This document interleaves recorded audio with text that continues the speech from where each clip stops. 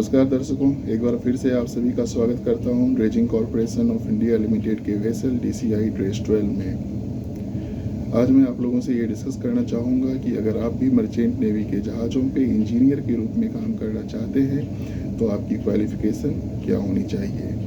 First thing, अगर आपने BTech कर रखी है मैकेनिकल इंजीनियरिंग से तो आप दाखिला ले सकते हैं graduate in marine engineering course, जो कि 1 ईयर का होता है किसी भी DG शिपिंग अप्रूव्ड कॉलेजेस में। इस 1 ईयर के कोर्स को करने के बाद आप मर्चेंट नेवी के जहाज़ों पर as a trainee marine engineer या 5th इंजीनियर के रूप में ज्वाइन कर सकते हैं। ट्रेनी मेरीन इंजीनियर के रूप में आपको 6 महीने तक काम करने होते हैं। उसके बाद आपको सर्टिफिकेट ऑफ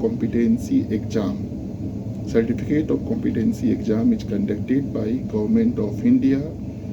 तो इस एग्ज़ाम को क्वालिफाई करने के बाद आप मर्चेंट नेवी के जहाज़ों पर एज ए 4th इंजीनियर सेल कर सकते हैं। 4th इंजीनियर के रूप में सेल करने के बाद 1 ईयर के बाद with experience later on you can write class 2 certificate of competency exam conducted by government of India and you can be promoted as a 2nd engineer.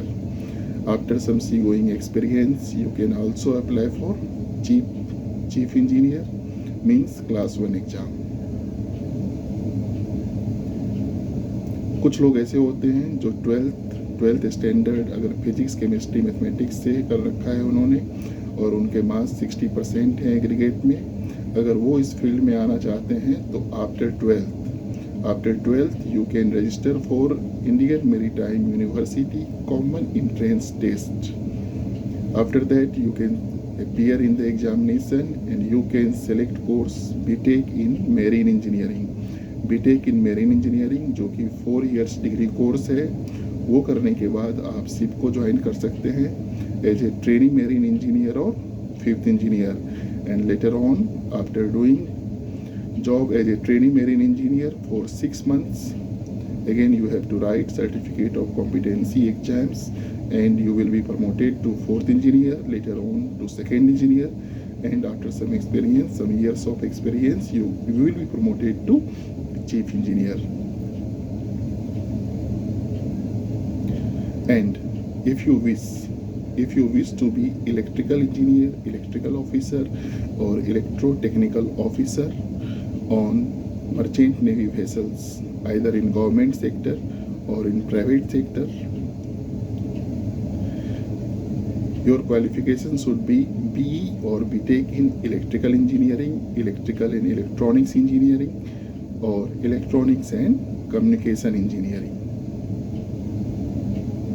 अगर आपकी ये क्वालिफ़िकेशन है और आपकी एज अगर 35 ईयर्स से कम है तो किसी भी DG शिपिंग अप्रूव्ड कॉलेज से आप pre sea training for electrotechnical officer course, जो कि 4 महीने का होता है, वो कोर्स आप कर सकते हैं।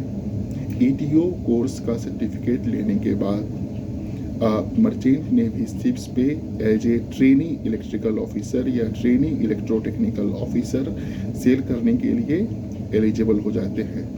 अगर आप 12 मंथ्स जॉब कर लेते हैं as a training electrical officer या ट्रेनिंग इलेक्ट्रोटेक्निकल ऑफिसर, तो उसके बाद आप गवर्नमेंट ऑफ इंडिया के द्वारा कंडक्टेड जो एग्ज़ाम होती है certificate of competency for electrotechnical officer, उसमें अपीयर होने के लिए एलिजिबल हो जाते हैं।